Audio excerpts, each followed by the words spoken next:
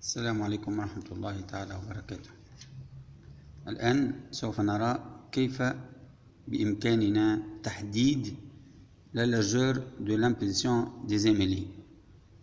Alors, dans la carte de commande, il y a un GBF qui génère une tension sinusoïdale de faible puissance qu'on va le comparer à l'aide d'un autre générateur. On va le comparer avec un signal triangulaire avec fréquence différente, alors une fréquence variable de 800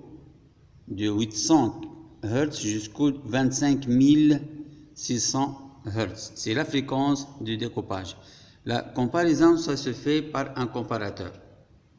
Alors, on aura la solution suivante. Signal suivante. Si on va mettre les deux ensemble, on va voir qu'il y a un signal triangulaire et un signal sinusoïdal.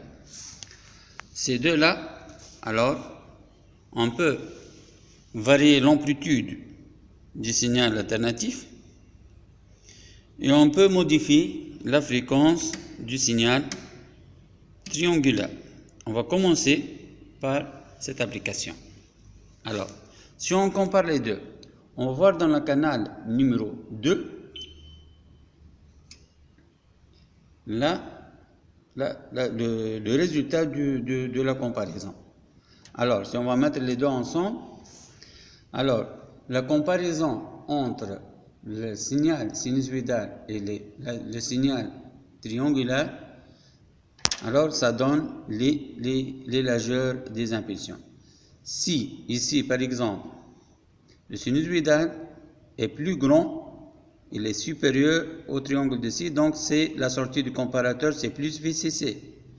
Et si l'inverse, on aura, c'est le moins VCC. Donc, la largeur de l'impulsion, ça dépend de la comparaison.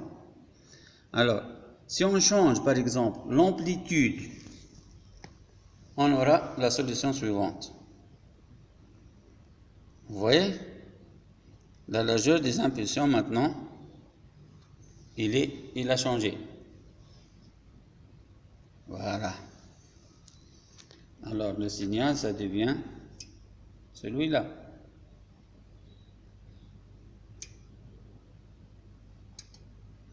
Les deux ensemble.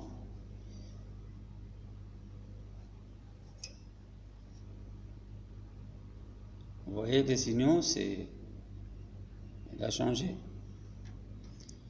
Alors,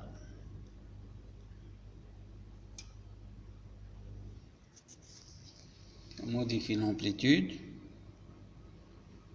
Alors, vous voyez, ça change, ça change, ça change. Les signaux, les largeurs des impulsions, ça change. On le prend chaque intervalle. Et voilà les intervalles. Ça change avec la comparaison. Voilà. Les largeurs, ça change avec la comparaison de ces deux signaux.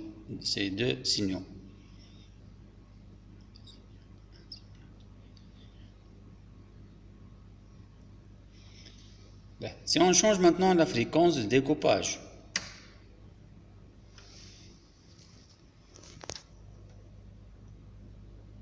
on aura plus d'impulsion.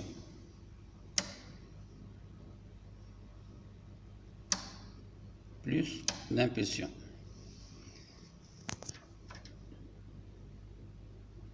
Simplement, ça devient moins large.